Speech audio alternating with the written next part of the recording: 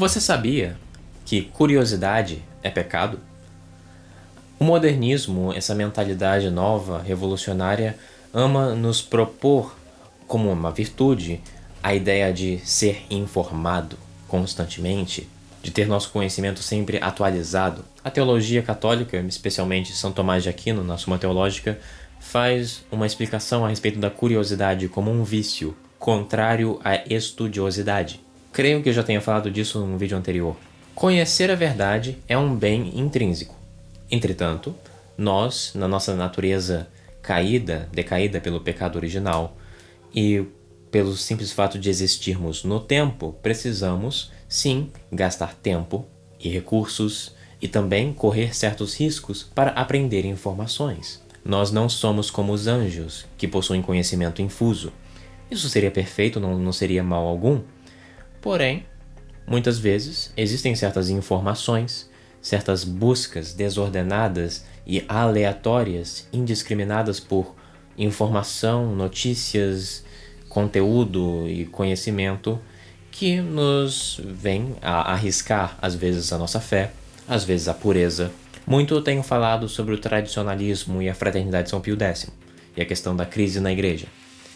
Eu gosto de imaginar, se no século III, um católico leigo em algum país da Europa medieval, na cristandade, tivesse acesso, imagine que desde a época da República Romana em todo o mundo existisse, por exemplo, celulares, redes sociais, televisão, notícias, internet e tudo mais.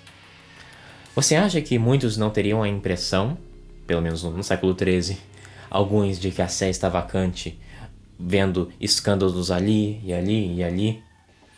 É claro que isso seria bem cogitável. Muitas das ações tradicionalistas se justificam por um estado de crise sem precedentes. O problema é, será que a crise atual que existe é sem precedentes? Imagina se hoje o Papa Leão XIV mandasse desenterrar o corpo do Papa Francisco, paramentasse ele, colocasse ele numa cadeira e fizesse um tribunal e condenasse o cadáver do Papa Francisco. O que você acha que aconteceria na mídia, no mundo inteiro? Qual o tamanho de escândalo seria isso? Isso já aconteceu na história da igreja.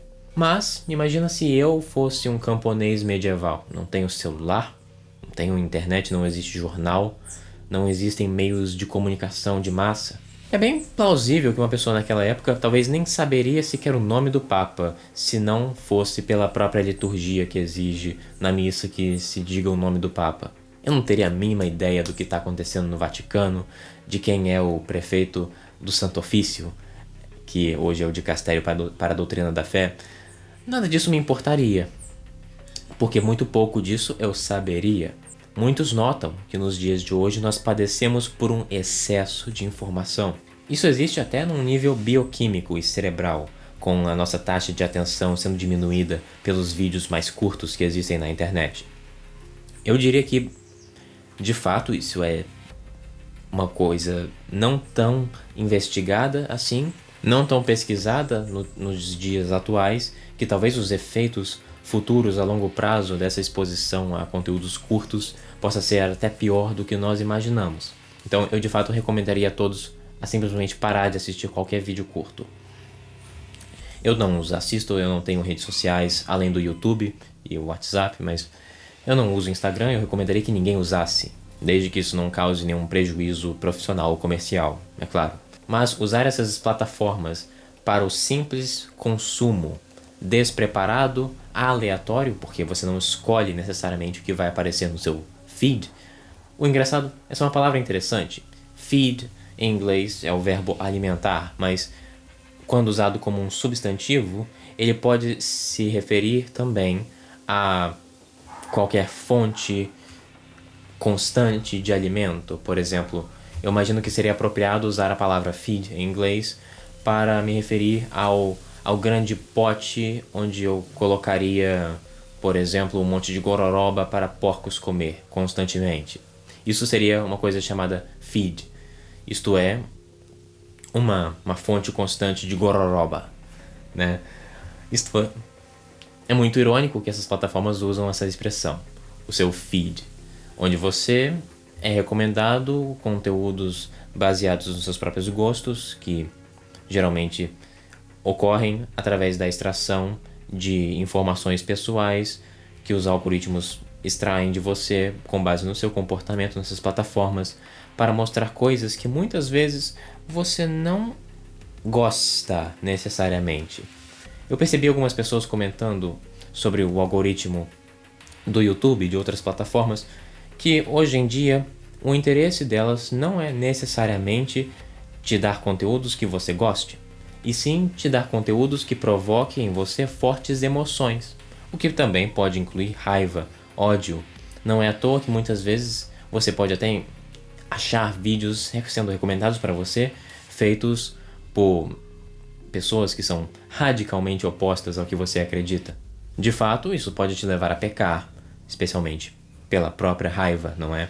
Não existe falta de informação a respeito do quão mal são essas redes sociais e nós simplesmente continuamos a adotá-las em nossas vidas. E isto nos leva ao risco principal. Em um vídeo anterior, um vídeo mais antigo, eu comecei a perceber certos perigos da apologética, onde eu afirmei que muitas vezes nós desnecessariamente nos expomos a argumentos contra a fé. Eu posso assistir um vídeo de um protestante falando contra a igreja, argumentando contra a igreja, ou eu posso até assistir algum vídeo de um católico supostamente refutando um protestante. E em qualquer uma dessas ocasiões, seja assistindo o vídeo de um católico ou de um acatólico, de maneira inevitável eu vou ser exposto a argumentos contra a fé católica, que talvez eu possa não estar preparado para responder, e a maioria dos moralistas católicos diriam que isso é um pecado. Eu não posso, sem uma boa razão grave, me expor a ocasiões próximas de pecado contra a fé. É claro que existem ocasiões remotas de pecado contra a fé, e existe sempre essa diferença entre ocasião próxima e remota de pecado. Uma ocasião remota é aquela onde, sempre mensurada pela chance e o seu histórico precedente real de não ter pecado, de que existe uma chance pequena e talvez até quase nula de você pecar. Uma ocasião próxima de pecado é aquela ocasião em que você sabe, ou pelo caráter objetivo da matéria, ou, por exemplo, pelo seu próprio histórico de fraqueza em relação àquela coisa em particular, de cair em pecado. Por exemplo, eu posso tomar uma bebida alcoólica, mas de jeito nenhum eu poderia sequer insinuar e distribuí-la para um alcoólatra, um ex-alcoólatra, por assim dizer, reabilitado, ainda que ele seja católico. Eu não poderia simplesmente dar álcool para ele, esperando que ele pratique a moderação e a temperança no beber, sabendo que ele já tem essa predisposição também bioquímica de exagerar no álcool. Porque isso que é apenas uma ocasião remota para mim, é uma ocasião próxima de pecado para ele. Isso é baseado no meu histórico de não ter dificuldades com embriaguez. Eu nunca me embriaguei, mas para ele que já se embriagou, ele que já foi alcoólatra, é evidente, é uma ocasião próxima de pecado. Você, ao assistir um vídeo que vai apresentar argumentos contra a fé, sabendo muito bem que você pode se ver sentindo-se convencido por esse argumento, você não tem nenhuma obrigação, e na verdade você tem uma obrigação contrária a assistir esse vídeo.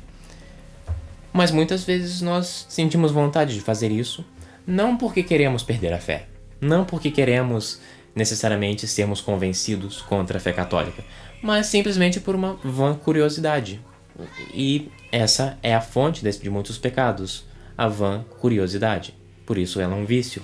E você, ainda que seja acreditando-se um bom conhecedor da doutrina católica, firme na fé, bem preparado, não tem direito nenhum de assistir um vídeo que vai te apresentar argumentos contra a fé, especialmente se for feito por uma pessoa acatólica que não tem nenhuma intenção de refutar tal argumento ela mesma. Pode sim ser uma ocasião de pecado, ainda que não necessariamente próxima. Mas mesmo não sendo uma ocasião próxima, ainda acaba sendo uma indulgência nesse vício da curiosidade vã. ela é a fonte de muitos desses pecados. Uma pessoa que de fato vai perder a fé por assistir um vídeo desses. Ela, no início, ela não foi assistir o vídeo com a intenção de perder a fé. Ela não foi assistir um vídeo falando, por exemplo, até de um escândalo envolvendo o Papa ou algum clérigo. Existem muitos vídeos assim, aliás. Mas se ela perder a fé, bom, sabe-se que ela não partiu para isso com a intenção de perder a fé. Ela não partiu para isso com um vício contrário à fé, mas ela partiu com um vício contrário à estudiosidade, isto é, ela foi pela curiosidade vã. A curiosidade nos motiva a fazer muitas das coisas que nós não deveríamos fazer. E como que é o contrário dela? A estudiosidade. A estudiosidade é simplesmente a versão bem ordenada da curiosidade. É a busca pelo conhecimento que vai nos edificar. Justamente porque, como eu disse, para nós que somos humanos, diferente dos anjos, que têm conhecimento infuso, nós precisamos gastar tempo, esforço mental e correr riscos para aprender.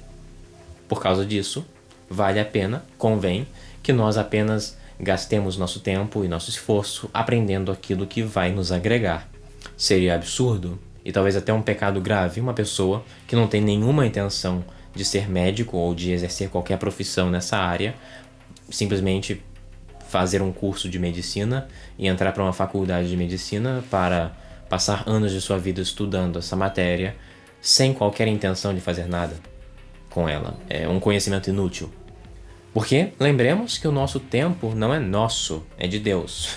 Deus nos emprestou um pouquinho de tempo, que passa muito rápido, aliás, e se nós fizermos mau uso dele, isso pode ser um pecado muito grave. O que temos que não recebemos, diz a Escritura, pelas palavras de São Paulo. O tempo não é nosso, não sabemos quando ele vai se esgotar, essa ampulheta da vida, como diz o padre Renato Leite.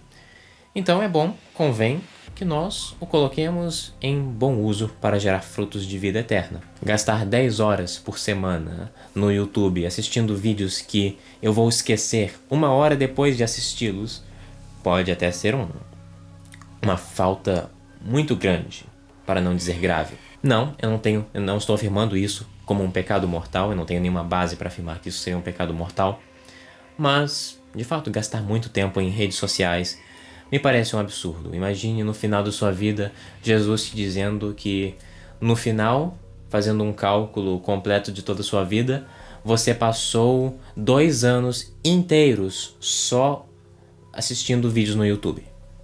Imaginem isso. Bom, é claro, se você passar, por exemplo, 25% do seu dia assistindo vídeos, ou 10%, por exemplo, em 10 anos, né, você vai ter assistido 1 ano inteiro de YouTube. Quero dizer, eu pesquisei e verifiquei o cálculo. É a mais pura verdade. Se eu passar 10% do meu dia, 2,4 horas por dia, todos os dias, assistindo vídeos, conteúdos no YouTube, em 10 anos eu terei passado 1 ano inteiro assistindo YouTube, sem parar, sem interrupções. Imagina Nosso Senhor no dia do seu juízo particular dizendo que você passou 1 ano inteiro direto só assistindo vídeos no YouTube.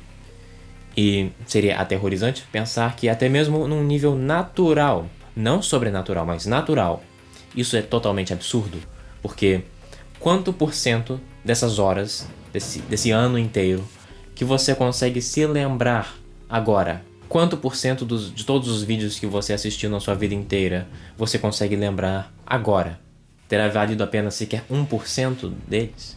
Eu duvido que você se lembre 1% deles. Deve ser muito menor. Poucos vídeos você vai se lembrar. Digo que valer a pena, num nível natural, seria você pelo menos ter lembrado de algum deles. E até isso é muito difícil. Então acaba que, em grande parte, teria sido melhor você ter passado esse tempo dormindo do que gasto como ele foi gasto. Uma terrível e assustadora verdade da qual nós teremos que prestar contas.